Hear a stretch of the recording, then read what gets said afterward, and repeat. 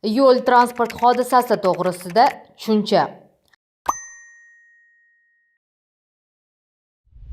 O'zbekiston Respublikasining yo'l harakati xavfsizligi to'g'risidagi qonuniga asosan yo'l transport hodisasi deb transport vositasining yo'ldagi qatnovi jarayonida sodir bo'lib, insonlarning halokatga uchrashi yoki ularning sog'lig'iga zarar yetishiga, transport vositalari, inshootlar, yuklar shikastlanishiga yoki boshqa tarzda moddiy zarar yetkazilishiga sabab bo'lgan hodisaga aytiladi.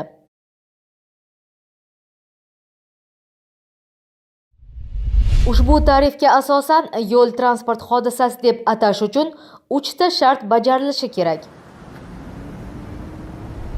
Transport vositasining bo'lishi, harakatda bo'lishi, hodisa salbiy oqibat bilan tugashi.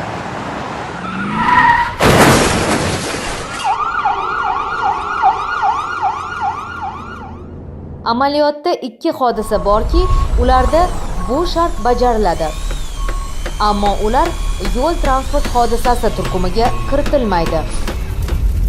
Agar hodisa mexanik transport vositasining harakati davomida yonib ketishi oqibatida sodir bo'lsa-yu, lekin yong'in uning texnik nosozligi natijasida kelib chiqmagan bo'lsa, agar hodisa o'zi yurar mashina va mexanizmlarning asosiy vazifalarini o'z ish joylari va obyektlarida bajarayotgan paytida sodir bo'lgan bo'lsa